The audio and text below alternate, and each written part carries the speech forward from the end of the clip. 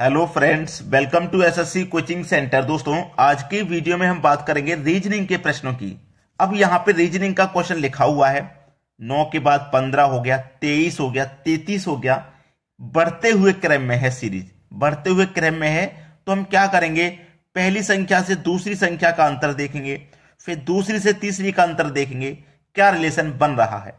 ठीक है, चलो यहां देखो 9 था, 9 से हो गया 15, यानी कि 9 में आप 6 जोड़ेंगे तो 15 हो जाएगा। क्लियर है ना। अब 15 है, 15 से हो गया 23, तो 15 में कितना जोड़ेंगे आप, 15 में 8 जोड़ेंगे तो 23 हो जाएगा। ये बात भी ठीक है।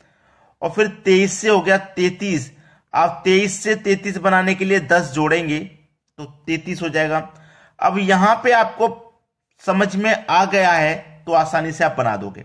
नहीं समझ में आया है, देखिए दूसरा डिफरेंस कर लेना। जब फर्स्ट डिफरेंस से सवाल समझ में ना आए कभी तो सेकंड डिफरेंस कर लेना। देखो 6 से क्या हो गया 8, यानी कि 6 में आपने 2 जोड़ा 8 हो गया।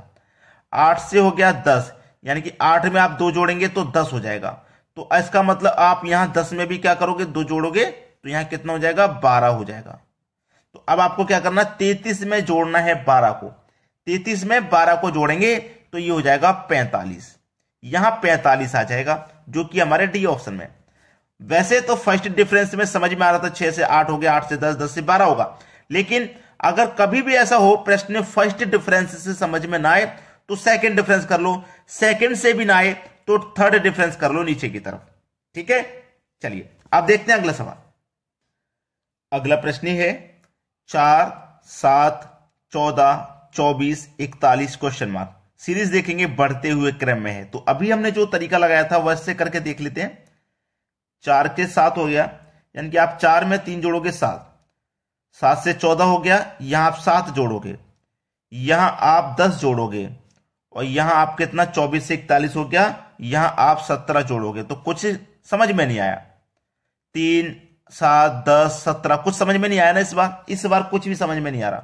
सेकंड डिफरेंस कर लेंगे, यहां हमारा 4 का अंतर रहेगा, यहां 3 का रहेगा, यहां 7 का रहेगा। सेकंड डिफरेंस से भी समझ में नहीं आ रहा, यानी कि डिफरेंस वाला लॉजिक तो लगेगा ही नहीं इसमें। दूसरा क्या लॉजिक है उसे पहचानो। देखो 4 और 7 को आप क्या करेंगे, जोड़ेंगे। 4 और 7 11, 11 में जोड़ देंगे 3 तो आपको अगली संख्या मिल जाएगी 14। ये मिल गया। पहली 2 को जोड़ के तीसरी मिलेगी। जब मैंने इन दोनों को जोड़ा तो ये मिल गई। अब मैं इन दोनों को जोड़ूंगा तो 7 और 14 21, यहां 3 जोड़ा था तो भाई यहां भी 3 जोड़ेंगे तो 21 में 3 जोड़ेंगे 24। देखो अगली भी मिल गई, 24 मिल गया। अब इन दोनों को जोड़ेंगे तो ये मिलनी चाहिए 14 और 24, ये हो जाएगा मिलकर के देखो 38। यहां 3 जोड़ा, यहां 3 जोड़ा तो 3 यहां भी जोड़ देंगे, 38 में 3 जोड़ देंगे 41। देखो 41 भी मिल गया। अब इन दोनों को जोड़ दीजिए, 24 और 41 को, 4 और 1 5, 4 और 2 6, सभी में 3 3 जोड़ा तो यहां भी 3 जोड़ दो, 65 में 3 जोड़ देंगे, ये मिल जाएगा आपको 68। या इसका मतलब है कि यहां पे जो संख्या आएगी वो 68 होगी। बी ऑप्शन प्रश्न का बिल्कुल सही जवाब है। अब देखते हैं अगला सवाल। अगला प्रश्न है 16, 8, फिर से 8, फिर 12, फिर 24, फिर क्वेश्चन मार्क। यहां आपके सभी नियम बेकार हो जाएंगे क्योंकि आपने वो नियम नहीं सीखा जो इस प्रश्न को करता है। तो जो भी नियम आपने सीखे वो लगेंगे नहीं इसमें, क्योंकि यहां पे 16 का आधा हो गया 8, फिर यहां पे आपने देखा 8 का एज इट इज 8 है, फिर केवल 4 बढ़ा है, ठीक है, फिर 12 बढ़ गया। तो ऐसे ही क्वेश्चन परेशान करके जाते हैं आपको, लेकिन तरीका सीख लिया तो नहीं करेंगे। समझिए क्या है, 16 से हमारा 8 हो रहा है। अगर मैं 16 का मल्टीप्लाई 1 से करूंगा तो 16 रहेगा, लेकिन यहां तो 8 है तो 16 का मल्टीप्लाई में 1 से नहीं करके 0.5 से यानी कि आधे से करूंगा तो 8 आ जाएगा। यानी कि 1 से करूंगा तो 16 ही रहेगा, और 1 का आधे से करूंगा यानी कि 0.5 से करूंगा तो 8 आ जाएगा। अब देखो यहां पे मैंने 0.5 से मल्टीप्लाई किया, अब मैं 8 का मल्टीप्लाई 1 से करूंगा तो 8 ही रहेगा, 8 1 कम 8। अब यहां आ जाइए, 8 का मल्टीप्लाई अगर मैं 2 से करूंगा तो 16, और 1 से करूंगा तो 8 ही रहेगा। यानी कि ना तो 2 से मल्टीप्लाई हो रहा और ना ही 1 से हो रहा, तो ये 1.5 से हो रहा है। यानी कि हर बार 0.5 बढ़ रहा है। देखो यहां 0.5 था, 0.5 बढ़ के 1 हो गया, 1 में 0.5 बढ़ के 1.5 हो गया। अब 1.5 में 0.5 बढ़ने के बाद में 2 हो जाएगा, तो 12 दूने का 24 हो गया, बिल्कुल सही। अब यहां पे फिर से 0.5 बढ़ जाएगा तो ये 2.5 हो जाएगा।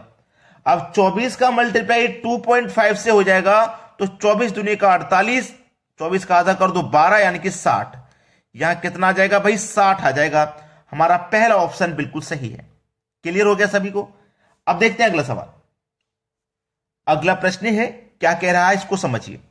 यहां तो 1 है, उसके बाद दशमलव में सभी संख्या है। अब देखो यहां 1 से 2.1 हो गया तो सभी को पता है कि 1.1 मेरा बढ़ गया, यहां पे बढ़ गया कि नहीं। अब 2.1 से 3.7 हो गया तो यहां मेरा 1.6 बढ़ गया। 3.7 से 5.9 हो गया, कितना बढ़ गया भाई? 2.2 बढ़ गया, ठीक है। और 5.9 से 8.8 हो गया, कितना बढ़ गया? अब जिन बच्चों को दशमलव में दिक्कत होती है जोड़ने में, भाई जोड़ने में दिक्कत ही तो हो रही है। अब देखो यहां से मैं कितना जोड़ूं कितना हो जाए। अगर मैं इसमें से इसको घटा दूं तो मुझे पता लग जाएगा कितना जोड़ना है, तो घटा लो। 8.8 में से मुझे घटाना है 5.9। 8 में से घटा के नहीं, इधर से कर लेंगे 18 हो जाएगा। 18 में से 9 जाएगा तो 9, पॉइंट के नीचे पॉइंट, यहां 7 बचा, 7 में से 5 जाएगा, 2.9 आ जाएगा। 2.9 आ जाएगा। अब देखो यहां पे भी मैं क्या करूं, मुझे नहीं पता 8.8 में कितना जोड़ना है कि मुझे ये संख्या मिल जाए। पता चल रहा है क्या? नहीं पता लग रहा। नहीं पता लग रहा तो क्या करेंगे, डबल डिफरेंस करके देख लो। 1.1 से 1.6 हो गया, यानी कि 0.5 बढ़ गया। यहां पे 1.6 से 2.2 हो गया, 0.6 बढ़ गया। 2.2 से 2.9 हो गया, 0.7 बढ़ गया। तो इसका मतलब यहां क्या बढ़ेगा? 0.8 बढ़ेगा। यानी कि 2.9 में आप 0.8 जोड़ देंगे, ये 3.7 हो जाएगा। यानी कि 8.8 में 3.7 जोड़ेंगे तो ये संख्या मिलेगी। जोड़ दीजिए, 8.8 में 3.7 जोड़ेंगे आप। 8 7 15 का 5, कैरी का 1, दशमलव के नीचे दशमलव, 8 3 11, कैरी का 1 12, यानी कि 12.5। यहां क्या आएगा? 12.5 आएगा। किस ऑप्शन में? सी ऑप्शन में दिया गया। तो इस तरीके के सवाल में अगर आपको पहले कोई भी समस्या थी, आज के बाद नहीं रहने वाली। चलिए अब देखते हैं अगला सवाल।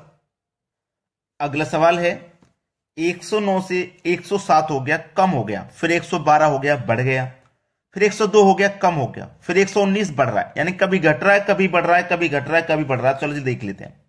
देखो 109 से 107 हो गया, यानी कि माइनस का 2 हो गया। 107 से 112 हो गया, यानी कि प्लस का 5 हुआ। यहां पे माइनस का 10 हुआ, और यहां पे प्लस का 17 हुआ।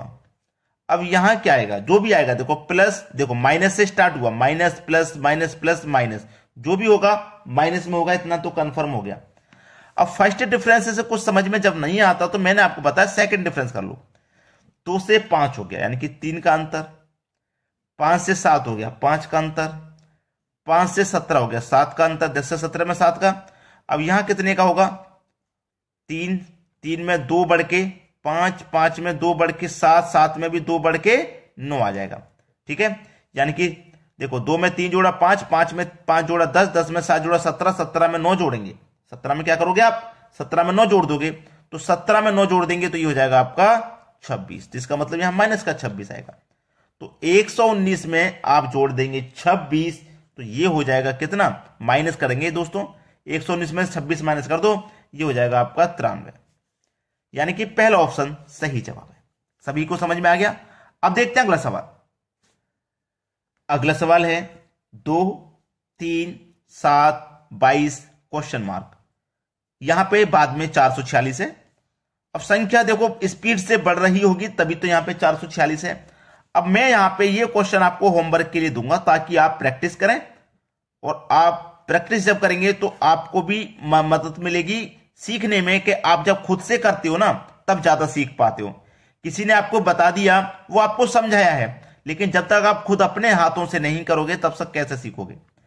तो लाइक कर दीजिए दोस्तों, नहीं किया अभी तक तो, और दोस्तों में ऐसे वीडियो को शेयर कर दिया करो ताकि सभी को सीखने को मिले ये सवाल। ठीक है दोस्तों, वीडियो देखने के लिए बहुत बहुत धन्यवाद।